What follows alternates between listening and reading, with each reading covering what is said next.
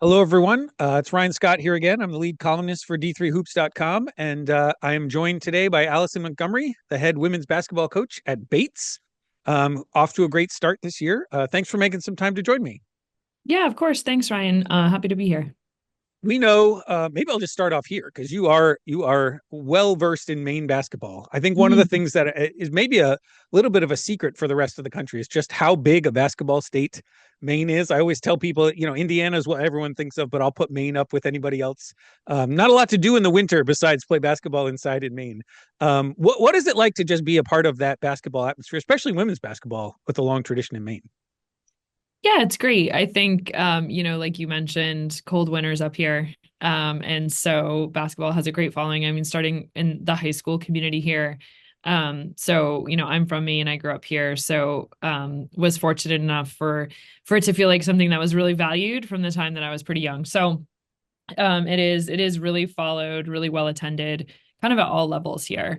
And then, kind of really exciting that we have um, three really strong college programs in the NESCAC, all in Maine. And with some women in each program from Maine as well, which draws great attention. But just really nice. I mean, I think especially the environment that we're able to sort of create in our gym is really, really fun. I think it just helps the women to feel really valued and to feel like on top of what they're already motivated for in terms of their love of the game and playing for each other, and their friends and family. It's just fun to have communities that come out and support, and really see the value in it. And I think really respect that we have some colleges here in Maine who are really playing like at the highest level in Division 3. Yeah, and conveniently, you have the picture behind you. Everyone can see Yes. what a packed house looks like there. Really Mhm. compact. Everybody's excited. You got a great play-by-play guy, so watching on the stream is really awesome. You can just kind of see what it means up there. Mhm. Um, I also noticed this year, just by the quirk of how the NESCAC works, you're only leaving Maine 8 times the whole year. You only have 8 games outside the state the entire year. Um, eh, Obviously, you don't get to play in all of that. Some of that is just back to back. But do you try to stay close to home? What is the travel situation when you put that schedule together? I know you're going to Miami for a weekend here, so Yeah, no, that's a great question. And actually, I did know that we were in the state quite a bit this year, but when you put it like that, that hadn't quite dawned on me. Yeah, it is nice because again, there are some even outside of our NESCAC opponents in Maine, there's a lot of really quality programs here in Maine, and we have some longstanding traditions of playing those schools each year. So whether it's in our gym or theirs, um, often we have stretches where we're not really leaving the state. So that is nice. And it is also part of kind of what you're talking about in terms of building a community and getting people to sort of feel really connected and to want to follow the women and want to follow the program is that a lot of our games are pretty accessible to the same crew, the same community. So we have not only like, family and friends who travel to watch us play, but just like really excited community members who get really into it in the winter. And like you said, it kind of can give them lots of joy and fun, something to do in the winter. So that's kind of a consistent thing that a lot of our games are played within the state. But yeah, especially to kick off the season this year, we did notice that um, until we head to Miami, we are in the great state of Maine. yeah, and be able to play good opponents there too, right? I mean, that's sometimes harder Yes. to find for schools to be home, but Southern Maine's been really, really good in the past. Yep. UNE's been really good. All these teams that are in Maine, it really Mhm. has been a hotbed of women's basketball for a long time. Yes. And you're bringing back almost everybody from last year. That's got to be exciting. Um, but you're in a conference where you can bring everybody back and still really have a lot of great competition there. What were the Sure. expectations coming in? I know last year there was a lot of success, but certainly there were some hurdles, some learning moments. What were the talk with the team? What are the expectations coming into this year with so many players back? Yeah, I think good question. I think, we're just trying to stay really present, one day at a time. Like you said, I think, yeah, there can be some expectations and some hope that we can have a great season, but at the same time, we are in this context of, with what we're trying to achieve, we're in this context of a lot of really great programs who have really great pieces and also have that element of having veterans and having, individuals on their team who have contributed to really great years and also just kind of dynasties and programs that are really used to winning and also programs that sort of set their standards and their expectations really high every year. So I think, for us, just, some things we're really focused on this year are just staying really present, taking one at a time. That's literally day at a time, not game. That's like practice, that's focusing on process, all those things. Because last year we did have a fair amount of youth. We kind of had one senior. We had some returners in those middle classes there, but we had six freshmen. So definitely understanding we were going to take some lumps because of some of those learning curves and whatnot last year. But we also know that's part of every season, every year as a team tries to come together. We have a really deep team this year, and we feel like it's a great problem to have, but figuring that out early in the year in terms of roles, in terms of combinations, in terms of chemistry, again, great problem to have. I'm not complaining. But I think no matter how your team is positioned each year, there's challenges. And so I think being really focused on process and one day at a time is something that we're trying to have guide us this year. What would you say specifically the team has grown into or doing better? I looked at the schedule and it relatively similar start to last year, right? That you had some pretty Yeah. good first couple of weeks and then beat Colby, lose to Bowdoin. Like the schedule Yeah. looks the same, but when I watch the team, it seems kind of night and day. Like the team's a lot more experienced, a lot more confident. What are some of the things you're seeing on the court that are improvements from last year that they're doing a lot better? Yeah, it's a great job. I think some of it is just, again, another year when you can build on that chemistry of having been pretty battle tested and played a lot of minutes together. I just think we talk like how you can't really, replace experience, but like I think the other element of that is chemistry among players, right? So like just understanding who each other is and what they bring. That's in the literal sense of like skill set and how they're going to contribute, but that's also the way the leadership pieces put together, personalities, how do they motivate each other? So that chemistry piece I think is a big difference. And I think we have a really, really, connected senior class and the four women who've been a part of this program for 4 years and have had a vision for success every year. And just watching them lead this group with quite a bit of determination, with a lot of support from underclass women, of course, as well. But I don't know. I'm a big believer in senior magic, senior power, and just kind of that group setting the tone and setting expectation for the rest of the group. So I think while they have a really clear expectation and vision around like these are the outcomes we want, I think they are doing a good job of leading the squad and in the mindset of like, what are we trying to achieve right now in this drill, in this moment, in this possession? Understanding that if they can do that, then outcomes will be what they want. And that always seems to me across any team, the what comes with experience, right? You have to sort of experience a loss where you lose focus for half a second and drop a game in order to know how important that focus is. And it seems like that's what Yep. comes from some of those outcomes maybe you had last year and being able to communicate that down. Yes. When people look at the NESCAC or think about NESCAC women's basketball from the outside, I think sometimes, especially rightly so, the last few years, Amherst and Tufts come to mind, and it seems like often those games are first to 40 kind of things that they're defensive slogs. Bowdoin, even to some sense, will sit back at that defense a little bit. It strikes me that you're not that you're not focused on defense, but a little bit more about pace and pressure, trying to up the tempo a little bit. Is that kind of some of the mindset of the way you want to approach the game? Absolutely. We talk about pace all the time and sort of our top three principles of play. Pace is really, really important. And we do want to feel like when we're playing opponents that we are wearing on people with our pace. And that's like pressure on both ends for sure. But just kind of relentless coming at you kind of vibe. And I think, definitely on the offensive end, we did think that, this year we are trying to build to be more dynamic on both ends. So we actually, to start the season, have tried to focus on the defensive end more than we have in the past, just to feel more balanced and to take a lot of pride in that. And to give us, we want that mentality a little bit more than we've had in the past. So I think we are approaching this season that way, and we're feeling a little more balanced that way. But you're absolutely right that pace is, our first principle of play. Yeah, it really feels like, I mean, especially as I mentioned in the NESCAC, if you can make these teams that are very confident in their defense just feel a little bit rushed, Uh-huh. there's definitely an advantage there to play. So, Yes. we had the big game on Thursday, Bowdoin. So I'll let me explain this a little bit, and you can chime in if I've missed anything. You played at Bowdoin and Mhm. coached there, which people should know. Bates and Bowdoin are like 20 miles apart. They're very close together. Mhm. Obviously in the same conference in a basketball crazy state. You played at Bowdoin under Adrian Scheibels, who's kind of a legendary coach there, and coached under her as well. But she went to Bates, and so I assume that was a good reference letter to get along when you were looking at this job. Um, she's now back at Bates in athletic administration there, which is really convenient for her because her daughter Elsa Delario is your All American center.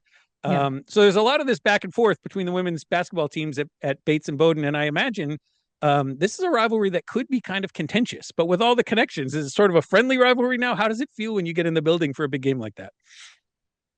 Both.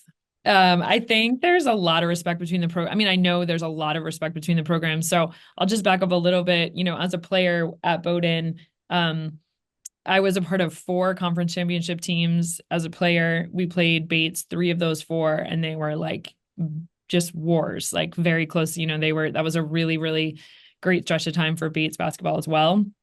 I was just at Bowdoin this past weekend after having lost a double overtime game on Thursday. I was there on Saturday morning for their athletic Hall of Honor ceremony for a former teammate and some other coaches that I know in that community. So it was funny because my former teammate was talking about us as players battling it out with Bates for conference championships. So it runs really, really deep for me. The rivalry it's mostly like just deep respect for me, right? Like it's not, I wouldn't call it contentious. I would just call it respect for really sustained legacies. I think for Bates, we've kind of it ebbed and flowed between those times, but I think now we feel like we're in a place where we're consistently in the conversation. So yeah, just lots of respect. And it's really, really fun. I mean, like you said, the attention that this rivalry has gotten within our state. So both between the loyal community members of both Bates and Bowdoin, but just basketball fans in Maine. I mean, it's just like something really, really special that we don't take for granted and we're really grateful for. But yeah, I guess I would just say it's mostly about respect. Um, So it was kind of a hallmark game Thursday night. There just was not a lot else on, and you guys are playing late, and so it was all over Twitter, our D3 Hoop Slack behind the scenes. Everybody's watching this game and talking about it, and of course it was back and forth. You were down early, then you were up for a while, and obviously went to double overtime. Um, what were some of the things? It felt like, I mean, a whole season's worth of basketball, I'm sure, as you're walking through that. What were just your takeaways? Obviously, didn't turn out the way you wanted to, but I feel like there was a lot of positives to take away from the way your team performed. Yeah, there was. I mean, what an amazing like early season test. Kind of like you said, you need to be in situations like that to understand the importance of literally every possession. And maximizing in terms of that. So I just thought, we've obviously done a lot of work with the film already and going back between possessions. I think, both teams turned it over more than we typically do. And I think there was sort of some back and forth of like, who was going to make some more mistakes. And of course, like which team was going to pressure each other into more mistakes. But I think the biggest thing for us was just watching the number of missed opportunities that we had, really executing in situational moments of like understanding how we want moment down the stretch to go, just how to put ourselves in the best position to win. So, it was a wild back and forth, I thought, for both teams where we both made huge plays to keep those games going, to keep the game going and to extend it into double overtime. And then we also had each team had huge moments that could have could have sealed the deal a little bit earlier. So I think just again, like lots of respect for the battle that we had and really fun for us both to have that opportunity to understand the value of each possession. But I think, it's now going into the finals break. I would have loved to have another game a day or two later because we're still lingering on that one. But great challenge and just really excited for the next one already. So Hughes had the big half court shot to send it into double overtime, right? Yeah. The announcer kept going on and on about how that you practice that. Is that really an end game scenario that you guys work on? What's the thought behind that? I know coaches do a lot of end game stuff, but not always a half court practice.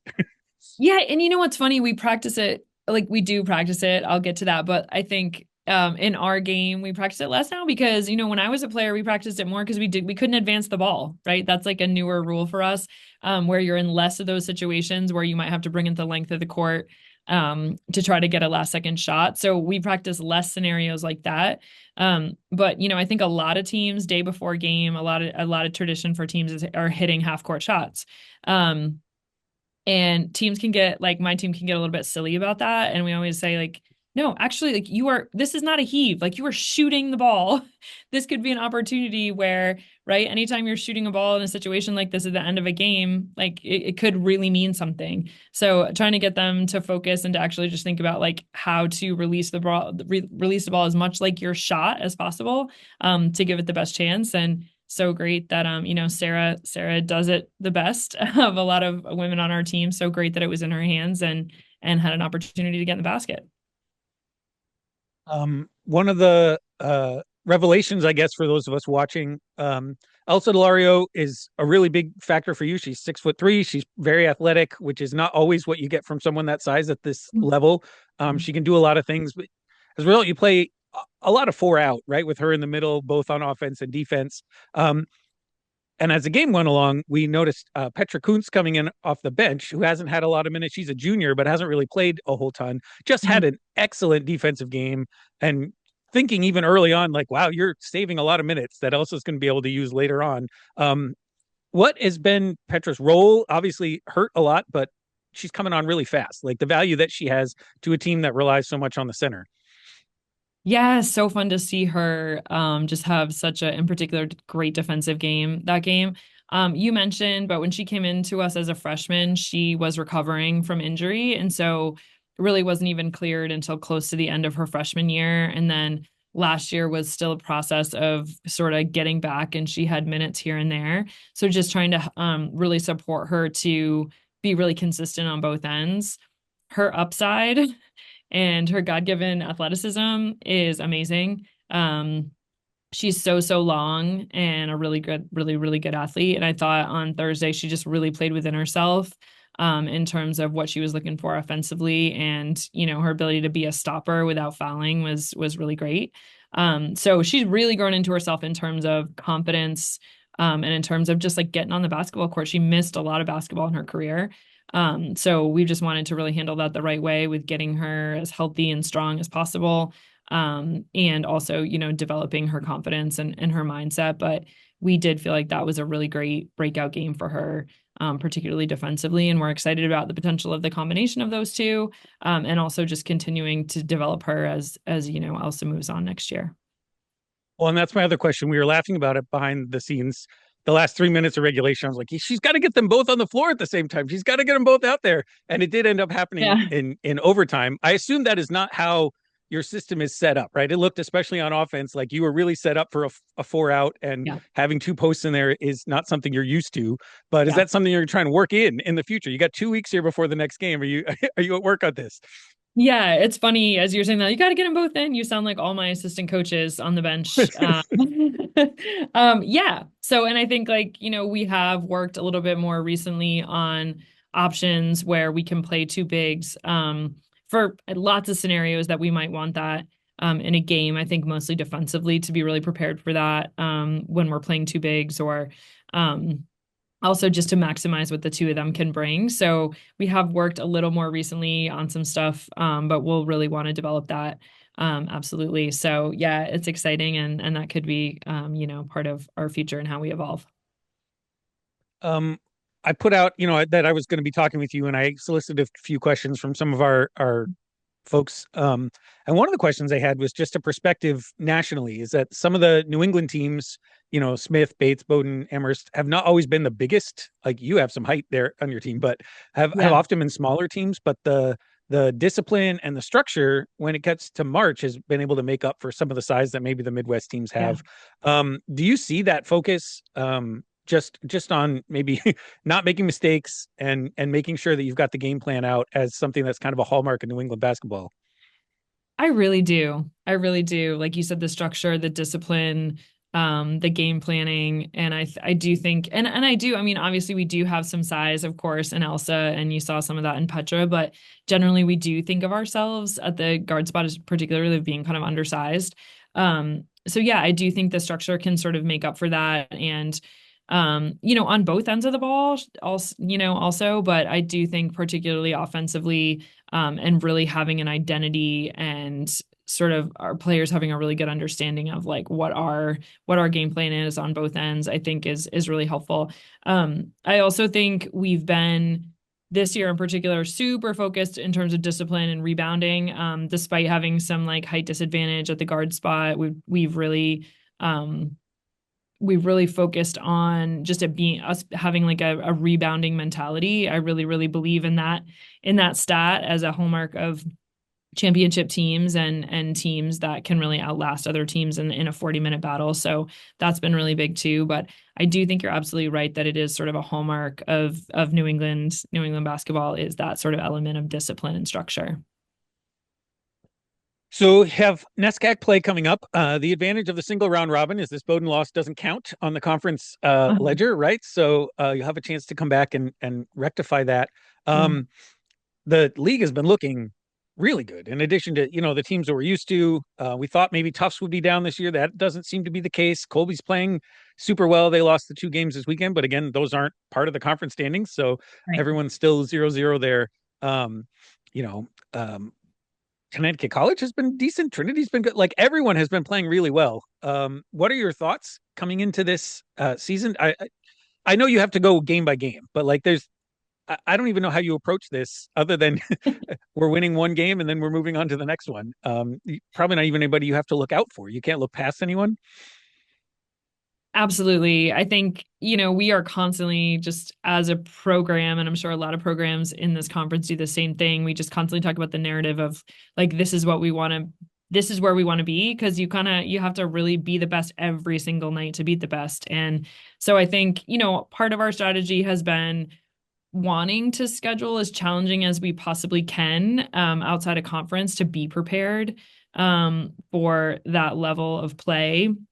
And I think the other thing is like it's been interesting for NESCAC teams, and I think it can happen across the board in some other sports as well, where, there's just so many teams within your conference ranked nationally. And so like, yes, while we're competing and everyone's posturing to get that national ranking in terms of to want their season to be extended as long as they can, and have a great MPI, I think it's like everybody really, really respects that you can be whatever you can be in the top 10 in the country, and any team in your conference absolutely can beat you on any given night, because there is just enough talent, there's enough discipline, enough structure, lots of good coaching, and just rivalries like within the conference. So I just think it is, I don't know how to approach that other than the way I do is like, let's be really prepared.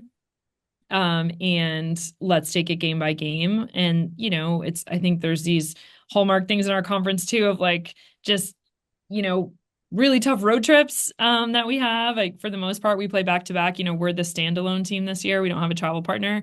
So we play Friday, Sundays this year, but it's back to back, which is grueling. It is grueling in this conference, especially with some of the travel we do to play at 7 p.m. one night and then 3 p.m. the next day, but against some of the best teams in the country. So yeah, it's wild, but I also think it's really great that, given NPI and the way that postseason works out, that I think that does really benefit our conference in terms of just the strength of schedule and the strength of play.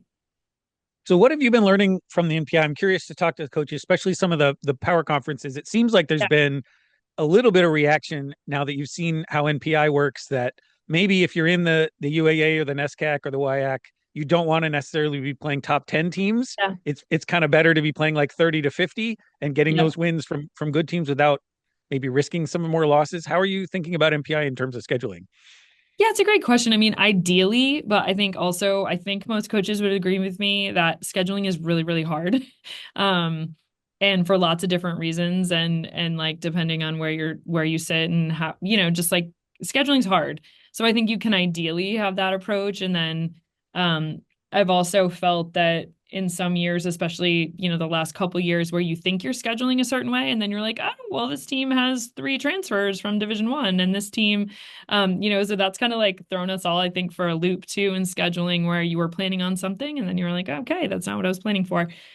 So I think the way I look at it is try to control for all those variables as much as you can and try to position your team the best that you can. But, also understanding you don't have control over all that. And, I think we all want as much of a balanced home and away schedule as we can get. So you got to give and take there. But it is nice, I think, for conferences that, like you said, UAA, NESCAC, who have really tough conferences where you're going to get that strength of schedule within your conference, and if you can really compete there, then that positions you pretty well. But yeah, I think everybody is still learning a little bit about how this goes, and again, I think all coaches would like to think we have more control than we actually do over a lot of things. So some of it you got to just roll with, but I do think you're right that is that sweet spot to sort of schedule, maybe not top 10, but a little bit below that. And then maybe just a little insight. We always hear it's hard sometimes for the NESCAC teams to get games because there are not many teams who feel like they have a chance. But also you got doubly that not everyone wants to do a home and drive up to Maine at some point either. How many, like, I don't even know how to ask the question. Like, how many calls do you need to make before you can actually book something, right? Like how many no's do you get before you get to a yes as you're working through this? Yeah, every year is a little bit different. And I think like it's a beast to schedule. And again, I think like a lot of coaches would say that despite any of the circumstances, like just all the logistics involved and all the things that might be challenging. As you mentioned earlier, with so many schools in Maine, and some like kind of longstanding traditions of schools that we typically play in Maine, that is really helpful in terms of just like travel and convenience for coaches and continuing those sort of traditions that I think coaches like to have. But it is a beast. And actually it's funny right now, there's a little influx of email and text conversations I feel going on between coaches because we all have, right around this time, a slight break in terms of it being finals week and Right. like a little bit of time for a pause. And I've just found that it's happening earlier and earlier. I mean, folks are in September, like finishing their schedule for the following year, trying to get all that wrapped up. So it is just a real challenge, and it can take a lot of communication sometimes to sort of get it all wrapped up.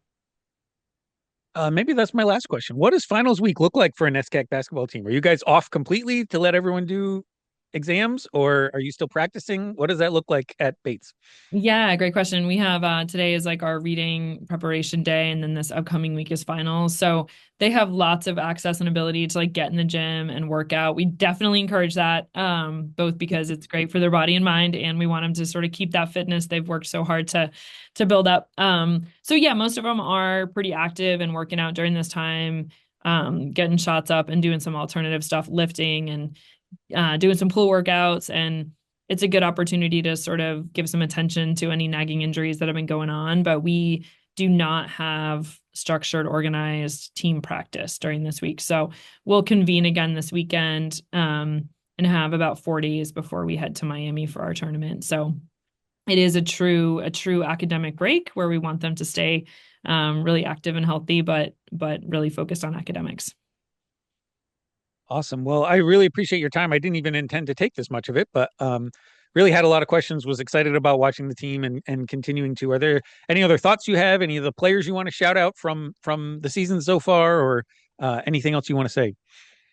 No, I really appreciate the time to chat about the program. I think, our team has worked pretty hard to want to feel like we're developing a legacy where we're kind of constantly in the conversation, and competing for a championship and competing on the national level. And I just think, the women in our program now, the women have passed, over the past 8 or so years have really, really worked to do that. So just feel really lucky to be leading the charge here at Bates, and just can't wait to get back on the court again here after finals week.